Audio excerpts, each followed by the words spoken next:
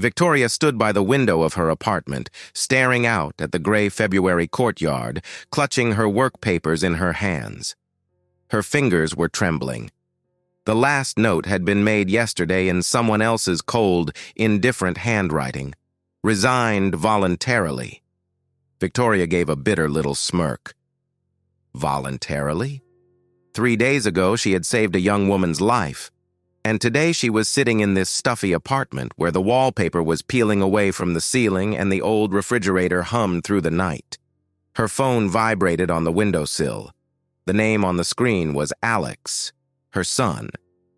Victoria wiped her eyes and answered, trying to keep her voice steady.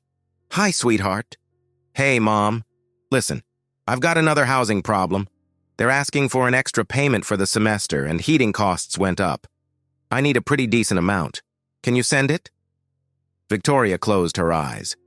More than half of what she had left. Bills were coming, groceries, medicine for her back, which had been hurting after those long shifts in the operating room. "Of course, Alex. I'll send it the day after tomorrow." "You sure? Mom, I can get a part-time job if I need to." "No, just focus on school, I'm fine." A lie. Such a familiar lie. When the call ended, Victoria opened her banking app and stared at the numbers for a long time. That was everything she had. There would be no next paycheck anymore. More than half a century behind her. A quarter of a century in the profession. Senior operating room nurse at the best neurosurgery clinic in the city? Used to be. Now she was just Victoria Kramer, unemployed, with a gap in her resume and the label, difficult. She went into the kitchen and switched on the kettle. In the fridge, there was an opened pack of cheap deli meat and a yogurt that was about to expire. The bread had run out yesterday. Victoria steeped the same tea bag for the second time. Saving money. She wrapped her hands around the mug. Warmth spread through her fingers, but inside, she still felt cold. She opened her laptop. Old, slow, the one her son had given her after buying himself a new one, and pulled up a job site. Operating room nurse, night shifts, low pay. With her bad back, she couldn't handle it. Procedure room nurse. You couldn't live on that salary. Caregiver for an elderly woman with dementia, her with 25 years in neurosurgery. Victoria closed the laptop and laid her head in her hands. Just a few days ago, everything had been different. Victoria had come to work early that morning, like always. The February morning was dark, and the wind whipped snow into her face. On the bus, she stood by the door, thinking she needed to buy painkillers for her back and blood pressure pills. The list kept growing. The money kept disappearing. At the clinic, she changed into scrubs and looked at herself in the mirror. A tired face, streaks of gray, deep lines around her eyes. When had she gotten this old? Olivia, a young nurse, came rushing into the locker room, fresh-faced and full of energy. "Victoria, can you lend me some money till payday? I'm completely broke." Victoria pulled out her wallet and counted out the bills, then looked at what was left.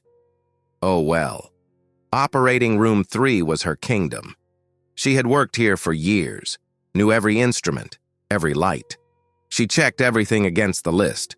Instruments laid out, sterility maintained, monitors working. Everything was ready. A call came from the ER. The voice of the doctor on duty was tense. "Victoria, we've got an emergency. Highway crash, young woman in a coma. Open traumatic brain injury. Professor Belmont is doing the surgery himself. Get ready." Professor Ian Belmont, a star of American neurosurgery, the author of techniques studied in medical schools all over the world. His patients came from Europe and paid enormous sums of money. Cabinet members, senators, top executives, everyone wanted to get to Belmont. And he was a man who did not tolerate objections. Over the years of working with him, Victoria had seen him fire assistants over one badly timed question, scream at nurses, publicly humiliate young doctors. But he was a genius. People other doctors told, "You don't have much time left," lived for years after his surgeries. Everyone forgave his personality. Soon they were wheeling the girl into the OR on a gurney. Just a kid, pale, covered in blood, unconscious, long dark hair already being shaved off in the ER. The monitor showed alarming swings. Her blood pressure was dropping, her pulse was weak. "What do we know?" Victoria asked the orderly. The car was torn in half. She was wearing a seatbelt, but the impact was brutal. She had ID on her. Anna Nichols, a college student. Her parents are on the way, father's military, mother's hysterical. Anna. Remember the name. Not just a patient with a number. Anna, a young woman who had parents, who studied, laughed, dreamed about the future. On her wrist was a thin bracelet with a little heart charm. Somebody was waiting for this girl at home. The anesthesiologist, Peterson, was already busy with the IV lines. "This is bad, Victoria," he said quietly. "Her pressure is at the bottom limit. The hematoma is large. The midline shift is severe. 50-50 odds." "She'll make it," Victoria said firmly. Peterson gave her a faint smirk. "Where's the optimism coming from?" "She's young. A young body is strong. We'll pull her through." The professor entered the OR with an air of grandeur, tall, gray-haired, with perfect posture and cold gray eyes. A suit from a famous designer, a Swiss watch.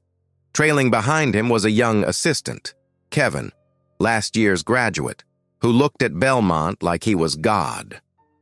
"What have we got?" The professor didn't even glance at the girl on the table. He went straight to the monitor with the CT scans. "Subdural hematoma, midline shift, high intracranial pressure," Peterson reported in a flat voice. "The scan shows an unusual position of the middle meningeal artery. Right here, see? It runs much higher than usual." Belmont took the images, narrowed his eyes, studied them for a few seconds, then casually tossed them back. "I see it. Normal variation. Nothing special. Let's proceed. Standard approach, tyrrhianal craniotomy. Kevin, watch every move I make." Victoria, standing by the instrument table, felt something drop inside her. She looked at the scan, and her heart started beating faster. No, it was not a normal variation. She had seen this once before. Many years ago, when she worked in a small hospital far from here. Old equipment, medication shortages, paychecks always delayed. There she had assisted an elderly doctor, Dr. Samuel Goldstein. He was in his 70s, his hands shook, his eyesight was failing, but he kept working because there was no one else. He taught Victoria everything he knew, not from textbooks, but in practice. "Look, Victoria," he had said back then, pointing to a scan. "See how the vessel runs? That's a developmental anomaly. Extremely rare. If you go in through the standard approach, you'll tear the artery. The bleeding will be so massive you won't stop it. The patient will die in a matter of minutes. You have to go around it. Carefully. At a different angle." That patient survived. Later he thanked them, cried, said he thought that was it. The end. Dr. Goldstein died soon after from a heart attack, right at the operating table. He placed the last stitch, said, "That's it, the patient's going to live," and collapsed. Victoria had done CPR on him, screaming at him not to die. But he died. She remembered everything he had taught her, and now she was seeing the same thing on the scan. "Professor," Victoria said quietly, trying to keep her voice from shaking. "There's a vascular anomaly there. The artery is running atypically, much higher than usual." "If you go in through the standard approach," Belmont was already scrubbing in, not turning his head. "Victoria," he said coldly, "I've been operating for decades. I've seen thousands of scans like this. I've written monographs on neuroanatomy. I'm invited as a consultant to the best clinics in the world. And you are a nurse. It's a normal variation. Standard approach. Do your job and stay quiet." Kevin let out a little snicker. Victoria felt heat rush into her face. Peterson glanced at her with sympathy, but said nothing. Victoria stepped back to her table. Her hands were shaking. Maybe she was wrong. Maybe the professor was right. He was famous, with hundreds of successful surgeries, and she was just a nurse. Who was she to teach him? But the voice inside her wouldn't stop. You've seen this before. You know, it's an anomaly. If he goes in the standard way, the girl will die. The surgery began. Belmont worked with confidence and precision. His hands moved fast, with no wasted motion, like a virtuoso pianist's. "Scalpel," he said. Victoria handed it to him. Her hand was steady, even though everything inside her was tightening. The professor made incision after incision, carefully exposing the skull, commenting to Kevin as he worked. The main thing in neurosurgery is not speed, but precision. 1 millimeter and a person is left disabled, or dead. Every movement has to be exact. Victoria kept watching the monitor. The pressure held, the pulse was weak but steady. Belmont removed the bone flap, exposing the dura, tight, swollen. Blood was collecting beneath it, a hematoma pressing on the brain. "Scissors." Victoria handed them over. The professor began opening the membrane, carefully, millimeter by millimeter. Dark blood appeared. A lot of blood. Victoria looked at the monitor, and she saw exactly what she had been afraid of. A pulsing vessel, the middle meningeal artery. It was not where it should have been, not beneath the membrane where they normally expected it, but higher. Much higher, exactly where the professor was about to go in with the cautery. "Cautery," Belmont said, holding out his hand. Victoria gave it to him. She watched him take the instrument, watched him guide it toward the surgical field, straight to the spot where the vessel was pulsing. Another inch, another half-inch. "Professor!" He didn't hear, or ignored her. The tip of the instrument was almost touching the artery wall. One more second, and it would hit it. Tear it. The bleeding would start, massive, uncontrollable. The girl would die on the table. Anna, with her parents outside the door, with the heart bracelet on her wrist. Victoria didn't think. Her body moved on its own. She stepped forward and grabbed the professor's wrist, hard until her knuckles turned white. "Stop! Don't move!" Belmont froze. The instrument hung in the air, a millimeter from the artery. Dead silence fell over the OR. Then the professor slowly turned his head. He looked at her hand gripping his wrist, raised his eyes to her face. What she saw there was worse than anger. Absolute icy cold. "What are you doing?" He said every word separately, quietly. "The artery." Victoria didn't let go of his wrist, even though her own fingers were going numb. "You're about to hit it. Look at the monitor. Please." "You grabbed my hand," the professor said, his voice getting quieter and colder. "During surgery, you grabbed it." "Professor, the artery." Victoria nodded toward the screen. "Do you see the pulsation? The vessel is running much higher than it should. It's an anomaly. If you go in at the standard angle, you'll tear it. She'll bleed out in minutes. We won't be able to stop it in time." Kevin gasped. His face behind the mask turned white. Peterson, who had been sitting there detached until then, leaned forward, staring at the screen. A flicker of doubt crossed his face, then understanding. "Victoria's right," he said quietly but firmly. "I see it. The vessel's running very atypically. If you go in through the standard approach—" "Be quiet," Belmont barked. His voice shook for the first time during the surgery, but his hand shook too. Victoria saw it. He had seen it. The pulsation of the vessel, the abnormal placement, the danger. Sweat appeared on his forehead. Kevin automatically held out a wipe. The professor didn't move. For a few seconds, or minutes, he stood motionless, looking from the monitor to the surgical field and back again. His breathing beneath the mask had quickened. Victoria could see him analyzing, double-checking, wrestling with his own pride. How badly he didn't want to admit that a nurse was right, and he, the star of neurosurgery, had nearly made a fatal mistake. "Take your hand off me," he hissed through clenched teeth. Victoria slowly loosened her fingers. White marks were left on the skin of his wrist. "The angle has to be different," she said, trying to sound calm. "And the approach needs to be slightly more lateral. Then you'll go around the vessel. I've seen a case like this before. The anomaly is rare, but it exists. And if you don't account for it..." She stopped. She didn't need to say the rest. The professor stared at the monitor for a long time, then at the girl on the table, pale, helpless, then back at the screen. Kevin stood there barely breathing. Peterson waited. At last, Belmont gave a slow nod. "Retractor," he said hoarsely. "Different angle." Victoria handed him the instrument. Their fingers brushed for a moment. Belmont changed position, went in at a different angle, shifted more laterally. He went around the artery, a millimeter away from it, without touching it. On the monitor, they could see the cautery moving along a safe path, past the vessels, past the danger. Victoria exhaled, only then realizing she had been holding her breath the entire time. The surgery continued, but the atmosphere in the OR had changed. It had grown heavy, oppressive. Belmont worked in silence now, no longer commenting on his actions. Kevin handed instruments over with his eyes down.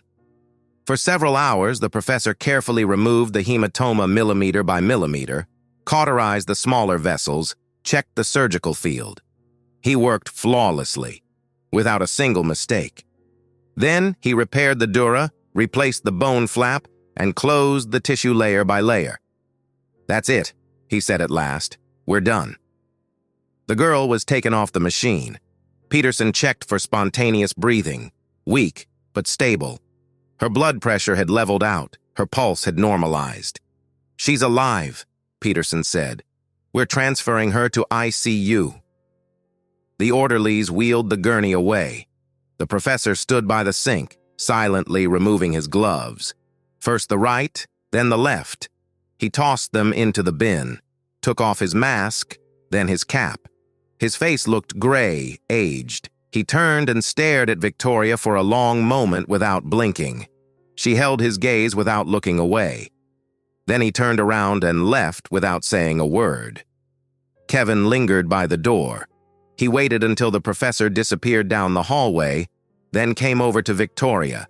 His face was pale, his eyes frightened. "Do you realize what you did? You grabbed Belmont's hand. In front of everyone. You stopped him during surgery." "She's alive," Victoria said tiredly, taking off her gloves. "You're dead," Kevin said, shaking his head. "Do you know how many people he's fired for less? An assistant got thrown out over one question about choosing an approach. A nurse got fired for hesitating with an instrument, and you grabbed his hand. By the end of the day, this whole clinic will know he almost killed a patient and got stopped by a nurse. He'll destroy you."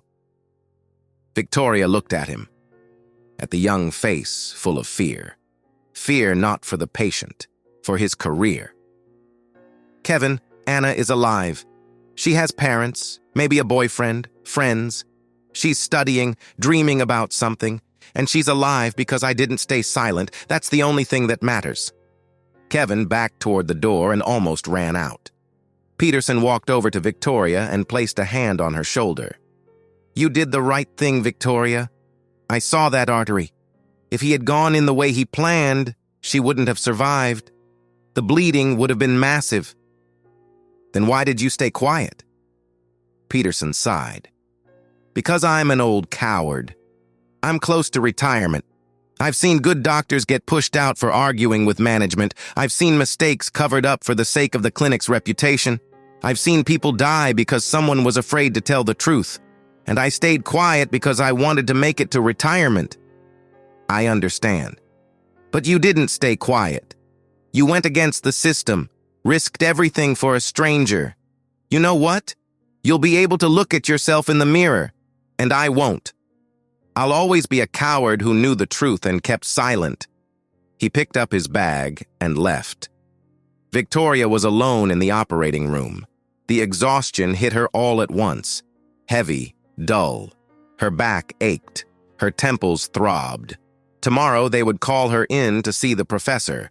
They would offer her the chance to resign voluntarily, and she would be left without a job at her age. With a bad back, meager savings, and a son she still had to help. But the girl was alive. Anna. Alive.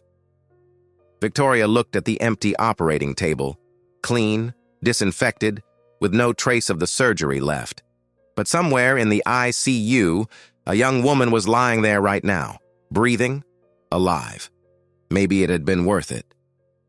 The next morning, Victoria woke up at 6 without an alarm. 25 years on the same schedule. She lay on the couch, staring at the ceiling. Today she would be fired. She washed her face with cold water, brushed her hair, and put on the same dark blue suit. In the kitchen, she made tea, the last tea bag. There was no bread. The phone rang at 8:30. Diane from HR, her voice dry and official. "Victoria, they're asking you to come in at 11, to Professor Belmont's office. Bring your employment records with you." A pause. Heavy. "I understand, thank you." Employment records. So it was already decided. She took them out of the closet and flipped through them. Her first job, then another. The hospital where she had worked with Dr. Goldstein, then this clinic, the best neurosurgery clinic. She arrived at the clinic at 10:45, went up to the 3rd floor. The hallway was empty. She stopped outside the professor's office, a massive door with an elegant plaque. "Professor I. Belmont, head of neurosurgery." She knocked. 3 times, firmly. "Come in." Belmont was sitting at his desk, back straight, face like stone. A folder of documents lay in front of him. He didn't even look up when she walked in. "Sit down." Victoria sat and clasped her hands together so they wouldn't shake. The professor said nothing. He flipped through papers for a long time, making notes. The clock on the wall ticked. Every tick echoed in her temples. At last, Belmont looked up. "In all my years of practice, I have never seen such disrespect toward a colleague. You interrupted a surgery. You grabbed my hand. In front of an assistant, an anesthesiologist, and orderlies. You undermined my authority." Victoria said nothing, meeting his gaze. "You," he said, putting special contempt into the word. "A nurse, dared to lecture me, a professor, the author of 3 monographs. You created panic in the operating room. If I had flinched, if I had lost concentration, my hand could have slipped. The girl could have died. If I had stayed silent, she definitely would have died," Victoria said quietly. "You would have hit the artery, massive bleeding. We wouldn't have been able to stop it in time. That's a fact." Belmont got up abruptly, walked to the window, then turned back. "The fact is that the girl is alive. The surgery was successful. The hematoma was removed. Her pressure normalized. The prognosis is favorable. I saved her. I did." "You changed the approach after I pointed out the anomaly." Victoria lifted her head. "You went in at a different angle. You went around the artery. Because I showed you where it was." The professor's face turned red, the veins in his temples swelling. "I've spent a quarter of a century in operating rooms," Victoria continued, rising to her feet. "I've seen hundreds of surgeries. I'd seen that anomaly before. I know how it ends if the approach isn't changed. I couldn't stay silent." Belmont slowly lowered himself back into his chair. He looked at her for a long time. Anger, shame, pride, fury, they all battled in his eyes. "I cannot work with people who don't respect hierarchy," he finally said quietly, but every word hit like a hammer. "In the OR, I make the decisions. I bear full responsibility for the patient's life, and I will not tolerate interference, even if it—" He faltered. "Even if it was justified. Even if it saves a life. You're willing to bury a person just so you don't have to admit you were wrong. I was not wrong. Belmont slammed his fist onto the desk. "The girl is alive because of me. I performed the surgery. I made the decision to change the approach. I saved her. And your hysteria only created unnecessary tension." Victoria felt everything inside her tighten. She could have demanded they review the surgery recording, call witnesses. But what was the point? He would never admit it. Never. Because reputation mattered more to him than the truth. For 25 years, she had been proving that her opinion mattered, that a nurse was not just someone who handed over instruments, but no one ever listened. It was always the same. "You're a nurse, stay quiet, do your job." "You can write a voluntary resignation," Belmont continued, pulling a form from his desk drawer. "Or I can file a formal report for gross insubordination, creating a threat to a patient's life and professional incompetence. The first option is better for your reputation. With voluntary resignation on your record, you might be able to find another job. With terminated for misconduct, probably not. Choose." Victoria stared at the blank white form. Her hand reached for the pen, took it. She bent over the paper and froze. No, she could not sign a paper saying she was leaving voluntarily, because that was a lie. They were throwing her out, for saving a life, for going against the system. "I won't sign it," she said, setting the pen down. Belmont raised an eyebrow. "What?" "I won't sign it. If you want to fire me, then fire me. Write your report. State the real reason. That I stopped your hand, that I pointed out an anomaly you failed to notice, that I saved a patient's life. Write the truth." Belmont stared at her in astonishment. Apparently, no one had dared refuse him in years. "Fine," he hissed. "Have it your way. I'll write a detailed report listing every violation. By this evening, you'll be gone from here. And your reputation," he smirked. "No clinic in this city will hire you after a reference like that. You'll be living in poverty. Do you understand?" Victoria stood up, picked up her bag. "I understand. I still won't sign it. Let the truth be the truth, even if it costs me dearly." She turned and walked toward the door. "Victoria!" the professor called after her. She turned back, still holding the doorknob.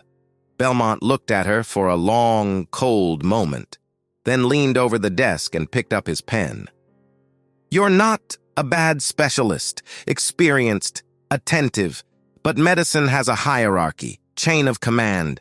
You should have told me before the surgery, quietly, in private. Not during the operation, in front of everyone. You undermined my authority, and for that, I am firing you. Remember this, hierarchy matters more than anything, even more than the truth." Victoria looked at him one last time. "For you, maybe. Not for me. To me, a human life matters more than your authority, more than my career, more than anything." She walked out and shut the door behind her. In the hallway, she leaned against the wall. Her legs were giving out. Everything was clear now. By evening, she would be fired with wording that would destroy her career. "Victoria!" Peterson called out to her. He came over holding a coffee and lowered his voice. "He fired you?" "Not yet, but by tonight." Peterson sighed. "Victoria, I've been thinking. I saw that artery on the scan before the surgery. Saw it during the surgery, too.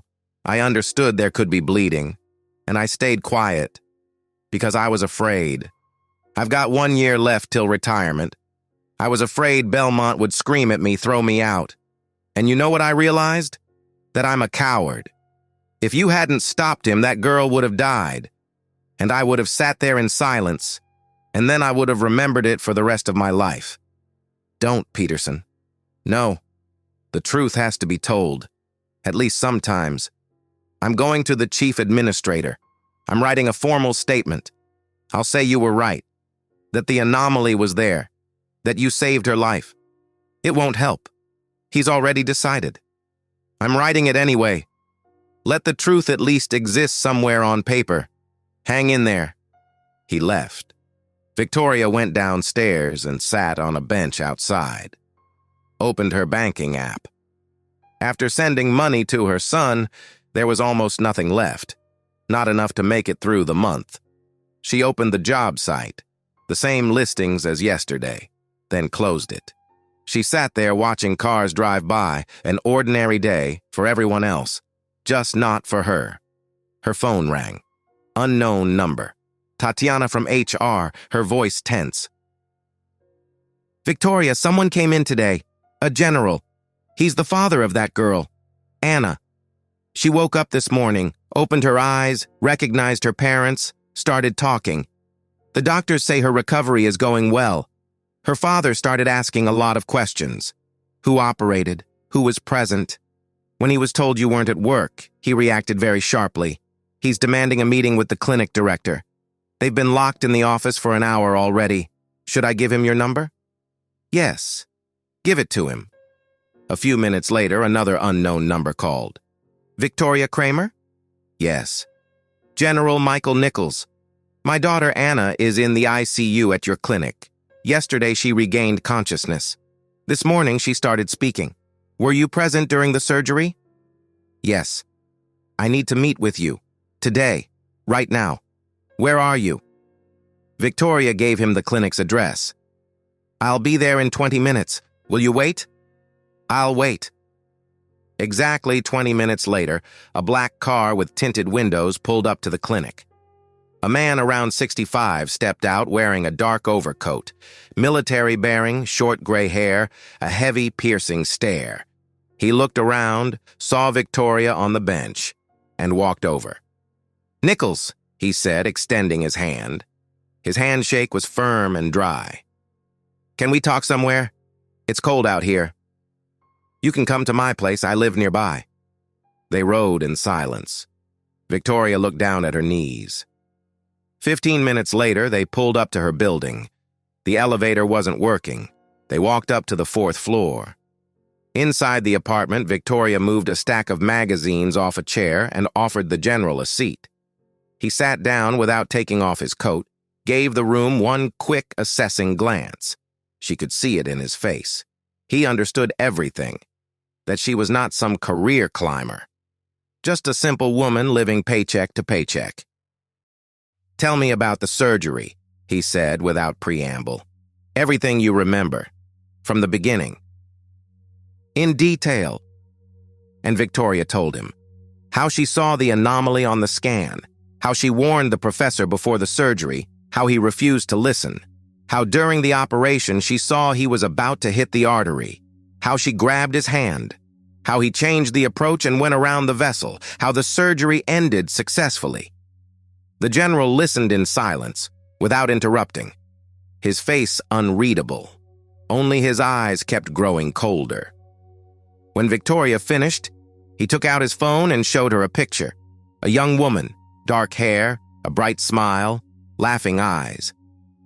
"This is my Anna, my only daughter, 23 years old, a university student, senior year. She dreamed of becoming a pediatrician." He put the phone away and rubbed his face.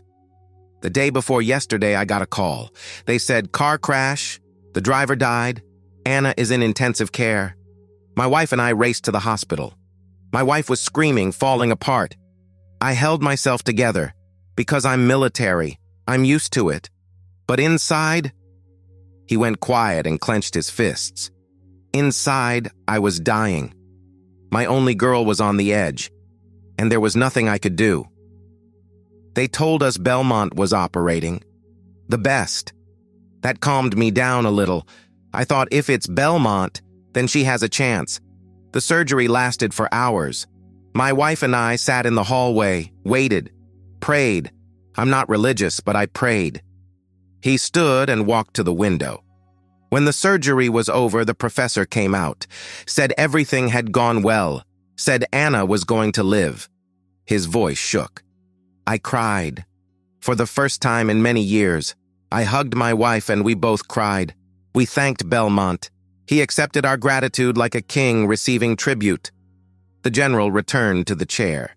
Yesterday, Anna woke up, recognized us, started crying. And then she admitted that she had been driving out to the lake house so she could... He stopped and swallowed. So she could end her life. She was depressed. Problems at school, problems in her personal life. She thought nobody needed her. But when she woke up and saw our tears, she realized she wanted to live. Victoria felt tears welling up in her own eyes. I couldn't believe it, the general went on. How did I not see it? I'm her father. I was busy with work, with meetings. I thought, she's an adult, she'll handle it. But she was dying, slowly, quietly, and I didn't see it.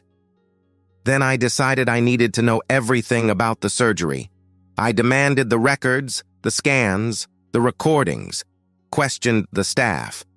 First, I spoke with the professor. He told me how brilliantly he had performed the surgery, how he overcame the difficulties. He was proud of himself. Then I spoke with the assistant. Kevin was shaking with fear, but I pressed him, and he told me how you stopped the professor's hand, how you pointed out the artery, how the professor changed the approach. Then I spoke with Peterson. He confirmed it. You warned them before the surgery, the professor didn't listen, and you saved my daughter. He filed an official statement. The general stood up, walked over to Victoria, and placed a hand on her shoulder. And then I was told that you'd been fired, that you refused to sign a voluntary resignation, that the professor is writing a report that will shut every clinic in the city to you. Victoria said nothing. Tears were running down her cheeks, but she didn't wipe them away. Victoria, the general said softly, you saved my daughter. You risked your career for someone you didn't know. You went against the system. You did what the doctors should have done but were too afraid to do. And now you're being punished for it. I can't allow that. He squeezed her shoulder. I'm going back to the clinic. I'm meeting with the clinic director in Belmont. I'm going to demand an official investigation. With a review panel, documents, and the surgery recordings, I'm going to demand that you be reinstated. And that they issue a public apology. Please don't, Victoria whispered. It's useless. Belmont is the clinic's star. His name brings in money, and I'm nobody. You are not nobody. The general straightened up. You are the person who saved my daughter's life. I'm a major general. I know people in the medical community. I'll raise this issue.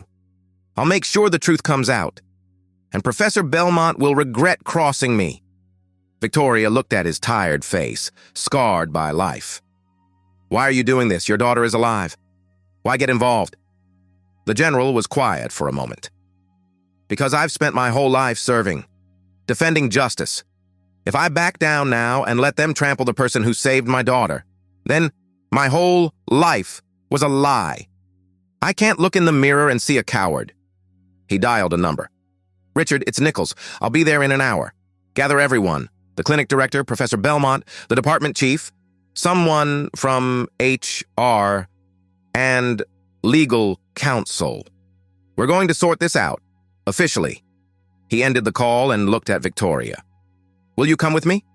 Victoria slowly rose to her feet. Yes. They drove in silence. Inside, everything in Victoria was shaking. Fear, nerves, a sense that something was coming. But strangely enough, there was almost no fear. There was relief. For the first time in many years, someone had stood up for her. Not just with words, but with action. At the main entrance, the general got out first and held the door for her. The security guard jumped to his feet and gave a quick salute. On the third floor, outside the chief medical officer's office, people were already waiting. The clinic director, Dr. Stanley Morrison, pale and visibly nervous. The department head with a face like stone.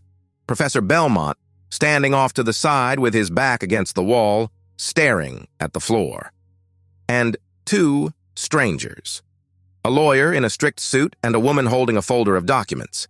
Inside the office, everyone took their seats. Belmont sat as far from Victoria as possible, not looking at her. The general sat across from the chief medical officer, his arms crossed over his chest. Dr. Morrison cleared his throat. So, We are gathered here at the request of General Nichols to clarify the circumstances of a workplace conflict. Not a workplace conflict, the general cut in coldly. The firing of an employee who saved my daughter's life. Call things what they are. Morrison went even paler. At the general's request, an internal investigation was conducted into the incident that occurred during the surgery of patient Anna Nichols. All participants were interviewed. Assistant Kevin Mercer, anesthesiologist Peterson, Professor Belmont, and senior nurse Victoria Kramer. Medical records, scans, and surveillance footage were reviewed. He picked up a page. According to Peterson's statement, operating room nurse Kramer warned of a possible vascular anomaly before the surgery began. Professor Belmont responded that it was a normal variation and decided to use the standard approach. Belmont flinched, but said nothing. Further, Morrison continued, according to the statements of Peterson and Mercer, at a critical moment, Kramer stopped the professor's hand, pointing out that the instrument was dangerously close to the artery. I quote Peterson, "The cautery was a millimeter away from the pulsing vessel. If the professor had continued the movement, he would have hit the artery. Massive bleeding would have started. Victoria prevented that." Assistant Kevin confirmed these facts and stated that after Kramer's intervention, Professor Belmont changed the angle of approach and moved the entry point more laterally, which made it possible to avoid the artery. Morrison set the papers down. At the general's request, an independent expert review was conducted. Professor Greenberg from the University Hospital studied the scans and the surgical recording. His conclusion is unequivocal. He picked up another page. I quote, "The scans clearly show a congenital anomaly of the middle meningeal artery. The vessel runs 15 millimeters higher than its typical location. This anomaly is rare. With a standard approach, there was a high probability of artery damage and massive bleeding. The change in angle and the lateral shift of the entry point made during the surgery were absolutely the correct decision and prevented a potentially fatal complication." The silence became absolute. The only things you could hear were the ticking of the clock and Belmont's heavy breathing. The general slowly turned his head toward him. His gaze was ice cold. "Professor Belmont," he said quietly, but in a way that sent chills down Victoria's spine. "So you failed to notice the anomaly. A nurse noticed it, warned you, and you did not listen. Then during the surgery, she saved my daughter by stopping your hand. And afterward, you fired her for saving a human life. Am I understanding this correctly?" Belmont raised his head.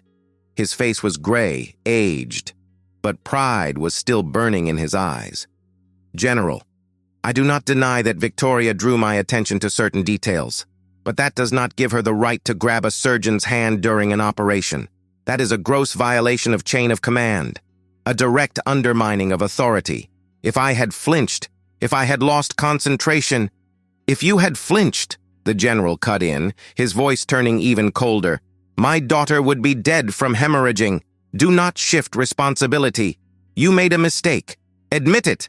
I did not make a mistake." Belmont shot to his feet, his voice breaking. "I performed the surgery. I removed the hematoma. I saved your daughter." "You saved her only because a nurse was not afraid to stop you." The general rose too, standing at full height. He was shorter than the professor, but he seemed enormous. "Without her, my daughter would be lying in the morgue, and you know it. That's exactly why you're angry. A nurse turned out to be more observant than you, more professional, braver, and it wounded your pride." Belmont was breathing hard, his hands trembling. "I've given 30 years of my life to medicine. I've saved hundreds of lives. I've written monographs, won awards, and now—" "While you were thinking about your authority, she was thinking about the patient," the general cut him off. "While you were afraid to admit a mistake, she was risking her career for the truth. That is real professionalism, not the kind written on diplomas." The professor sank into his chair, covered his face with his hands. Dr. Morrison coughed. In light of everything stated above, the clinic administration acknowledges that Victoria Kramer's dismissal was unjustified. We are prepared to reinstate her as senior operating room nurse, with compensation for lost wages and a public apology. That's not enough, the general said sharply. Morrison flinched. The general turned to Victoria. Victoria, do you want to go back to work again under the authority of a man who tried to destroy you? Victoria looked at Belmont. He was sitting there hunched over, broken. For the first time, she saw him not as grand, not as proud, just as a tired man who had made a mistake and could not admit it. And she realized something. She was not angry. She felt sorry for him. I want to work, she said quietly. This is my profession, my calling, but not in a place where people are afraid to speak the truth, where chain of command matters more than a patient's life. Then I propose the following. The general turned to Morrison. You will not only reinstate Victoria, but create a new position, senior medical consultant for the neurosurgery department. She will be present at all complex surgeries, advise surgeons, review scans, with a voice, with the right to stop a surgery if she sees a threat to a patient's life, without fear of punishment, and with a 50% raise. Morrison opened his mouth, then closed it. But that's unprecedented. A nurse cannot. She can, the general said, placing both hands on the table and leaning forward. And she will, because it was a nurse who saved my daughter, and a professor who almost killed her. If you refuse, I will take this higher. To the regulatory boards, I will tell them how your clinic fires people for saving lives, how your medical stars pressure subordinates to cover up their mistakes. Believe me, that will be very bad for this clinic's reputation. Morrison went pale and exchanged looks with the lawyer and the department head. They nodded. All right, agreed. We'll have the order prepared today. And one more thing, the general added. On the walls of every operating room, there will be notices. Every member of the surgical team has the right and the duty to stop a procedure if they see a threat to a patient's life. Patient safety matters more than chain of command. Agreed. Morrison nodded. And one last thing, the general said, looking at Belmont. You will make a public apology to Victoria in front of the entire department. Today. Belmont flinched. I can't. You can. And you will. Because she saved my daughter's life while risking her own career. And you tried to destroy her for it. Or I will make sure you are the one who gets fired. The silence stretched on. Belmont sat there, jaw clenched. Victoria could see him fighting himself. Pride against conscience. At last, he slowly stood up and walked over to her. Victoria, he said, his voice dull and broken. I apologize for not listening to you before the surgery, for firing you, for putting my pride above your professionalism. You were right. I was wrong. And He swallowed. I am ashamed. The last words came out almost as a whisper. Victoria looked at this broken man and understood. He was not a villain, just a man who had spent too long at the top and forgotten how to admit mistakes. I accept your apology, and I don't hold any grudge against you. You're a good surgeon. Sometimes even the best make mistakes. The important thing is being able to admit it. Belmont nodded without raising his eyes and walked out. His shoulders were slumped. Suddenly he looked very old. An hour later, the entire neurosurgery department gathered in the conference room. Doctors, nurses, orderlies, around 30 people. Everyone was exchanging glances, whispering. Morrison stepped forward. Colleagues, Victoria Kramer, who was dismissed yesterday, is being reinstated. Moreover, she is being appointed to a new position, senior medical consultant for the neurosurgery department. The room gasped.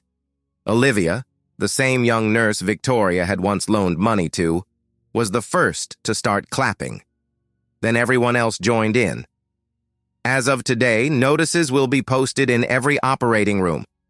Any member of the surgical team has the right and the duty to stop a procedure if there is a threat to a patient's life. Patient safety comes first. The applause got louder. Belmont stepped forward. His voice was quiet, tired. I want to say that I made a mistake. During the surgery, I failed to notice the vascular anomaly on the scans. Victoria noticed it and warned me. I did not listen. During the operation, she stopped my hand, preventing damage to the artery and massive bleeding. She saved the patient's life, and I fired her for it, because I was ashamed to admit that a nurse had been more observant than I was, more professional, braver. He raised his head and looked at Victoria. Victoria, I ask your forgiveness, publicly, in front of everyone. You did the right thing. I did not. And I hope to learn from you what truly matters in our profession, not titles and honors, but the patient's life. Silence. Then someone started clapping. Then the entire room stood up. Victoria stood there, tears running down her cheeks. She didn't wipe them away. She just stood there and let herself absorb the moment. The moment when the truth won. After the meeting, Peterson came over to her, hugged her awkwardly, almost fatherly. You did good, Victoria. You made it. I didn't win. The truth won. Same thing, he said with a smile. You know, I filed my retirement papers today. Early. I'm tired. But I'll leave with peace in my soul, because you're staying here, and you won't let people stay silent. Thank you. Then Olivia came over, eyes shining. Victoria, you're a hero. Everyone's talking about you. I just did what I had to do. Not everyone could have, Olivia said, turning serious. I probably would have been afraid. I would have stayed quiet. But you weren't afraid. That matters. That evening, Victoria called Alex. Mom, what happened? Alex, I want to tell you a story about how your mom saved someone's life and almost lost everything, but justice won. She told him everything, about the surgery, the firing, the general, the reinstatement. When she was done, her son was silent for a long time. Then he said quietly, Mom, I'm proud of you. You're the coolest mom in the world. And you know what? I want to be like that too. Not be afraid to speak the truth. Go against the system if I have to. You taught me that. Victoria cried, from happiness, from pride, from relief. Be like that, Alex. The world needs honest people, brave people, people who aren't afraid to be right when everyone around them stays silent. The next day, she went back to work. New notices were already hanging on the walls of the operating rooms, large, laminated ones. Patient safety comes first. Every member of the surgical team has the right and the duty to stop a procedure if there is a threat to a patient's life. Speak up. We will listen. Victoria took a picture of the notice and sent it to Alex with the caption, This is what your mom does at work. Changes the world. A little at a time. His reply came a minute later. Proud of you, Mom. To tears. A week later, a young woman came into the department. Dark hair, pale face, uncertain steps. On her wrist, a bracelet with a little heart charm. Anna. Victoria met her in the hallway. The girl stopped, looked at her for a long moment, then stepped forward and hugged her, tightly, desperately. Victoria hugged her back, stroking her hair. Thank you, Anna kept whispering. My dad told me everything, that you risked everything for me. I don't know how to thank you. You don't have to thank me. Just live, be happy, love, dream, help others. That's the best thanks you can give. Anna nodded, wiping away tears. I thought a lot in the ICU about why I was given a second chance. And I realized, so I could become better. I'm going to finish college. I'm going to become a pediatrician like I always dreamed. I'm going to save lives, like you. Victoria smiled. Then you'll do just fine. A month later, a young surgeon, a new one, came over to her. He showed her a scan. Victoria, could you take a look? I feel like something's off here with the position of the vessels. She took the scan and studied it. You're right. See? The artery is displaced. We need to change the angle of approach, go in more laterally. Thank you. I was afraid of being wrong. Afraid the professor would yell at me if I said something. Don't be afraid to ask questions, Victoria said, placing a hand on his shoulder. It's better to ask and look foolish than stay silent and bury someone. Remember that forever. I promise, he said seriously, nodding. That evening, Victoria came home tired, but happy. Her salary had been raised, just as promised.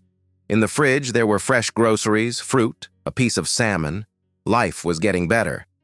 A text came from Alex. Mom, I think I want to go into medicine. I want to save lives, like you. Victoria smiled and typed back, Go for it, sweetheart. But remember the most important thing. People matter more than titles. Conscience matters more than a career. One human life is worth more than 1,000 diplomas. If you remember that, you'll become a real doctor. 6 months passed. Victoria worked in her new position, advising surgeons, attending complex surgeries. Not a day went by without someone asking her for advice. Even Belmont sometimes asked for her opinion. Their relationship never became warm, but something else appeared. Professional, restrained respect. He had learned to listen. She had learned not to be afraid to speak. One day, after a difficult surgery, Belmont stopped beside her in the hallway. Victoria, I want to thank you for not being afraid to stop me that day. If you had stayed silent, he swallowed. I would have lived with that burden my whole life. I would have known I killed a person because of my pride. That's worse than any humiliation. Victoria looked at him, a tired, older man who had finally learned how to be honest. We all make mistakes, even the best. The important thing is knowing how to admit them and make them right. You did that. You changed. That means a lot. He nodded, shook her hand, and walked away. Another year later, a letter came from Anna. She had graduated from college, completed her residency, and gotten a job at a children's hospital. She was working as a pediatrician. Inside the letter was a photograph, Anna in a white coat, holding a little girl in her arms. The caption read, "This is my first patient whose life I saved. Her name is Mia, and she's 3 years old. She had severe pneumonia. The doctors said her chances were slim, but I didn't give up. I fought for her, and she survived. Victoria, it's because of you. You didn't just save me, you saved everyone I will save in the future." Victoria read the letter and cried, from happiness, from the realization that the choice she made back then, in that operating room, had changed more than one life. It had changed a whole chain of lives. Anna survived, became a doctor, saved Mia. Mia will grow up and maybe someday save someone too. One choice, 1 second. The moment she reached out and stopped the professor, and the world changed. Victoria often thought about it, about how fragile the line between life and death really is, how one decision can change everything, how important it is not to stay silent when you see something wrong. She thought about the ones who stayed silent, who saw mistakes but hid behind chain of command, chose their own comfort over someone else's life. They were not villains, just tired people, broken by a system that punishes truth and rewards silence. But systems can be changed, little by little. One notice on an operating room wall at a time. When a young specialist comes up to her and asks, "How did you do it? How were you not afraid?" She answers simply, "I thought, what if my son were the one lying on that table? Would I want someone to stay silent for the sake of their career? No. I would want someone to take the risk, to tell the truth, because my child's life is worth everything. And other people's children are somebody else's most precious person too." Sometimes we stand before a choice, stay silent and keep our comfort, or tell the truth and lose everything. Victoria chose the truth. She risked her career, her money, her future. so that someone she didn't even know could stay alive. And what would you do? Could you go against the system, against your boss, against authority? When someone's life is on the line, could you risk everything for a stranger? It's not an easy question, and there is no universal answer. Everyone decides for themselves, right there, in the moment when seconds decide a person's fate. But know this, your choice matters. It matters enormously. One person who is not afraid to speak the truth can save a life, and a life that is saved can save another, and another, and another. It's a chain reaction of good, and it starts with one simple decision, not to stay silent. Call your loved ones today for no reason at all. Tell them you love them. Hold them a little tighter, because tomorrow may be too late, and then no money, no career, no title, no honor will matter. Only one thing matters, whether you were a real human being, someone who is not afraid to risk something for the truth, someone who remembers that life is the most valuable thing we have. Someday, when you look back on the life you lived, you won't remember the awards, the titles, or the money. You'll remember the moments when you made the right choice, when you helped, when you saved, when you loved. That is the only thing that will remain, the only thing that matters. Don't be afraid to be right. Don't be afraid to speak. Don't be afraid to risk something for others. The world needs people like that, now more than ever. Thank you for listening, dear friends. This story is over, but I hope it left a mark on your heart. I hope it made you think. What might happen when you find yourself facing a choice? Stay silent or tell the truth. I hope you remember Victoria and make the right choice. In the next episode, I'll tell you another story. The story of how one simple act changed an entire family's life. Don't miss it. But for now, hug your loved ones, call your parents, text a friend you haven't spoken to in a long time. Say thank you to someone who helped you once.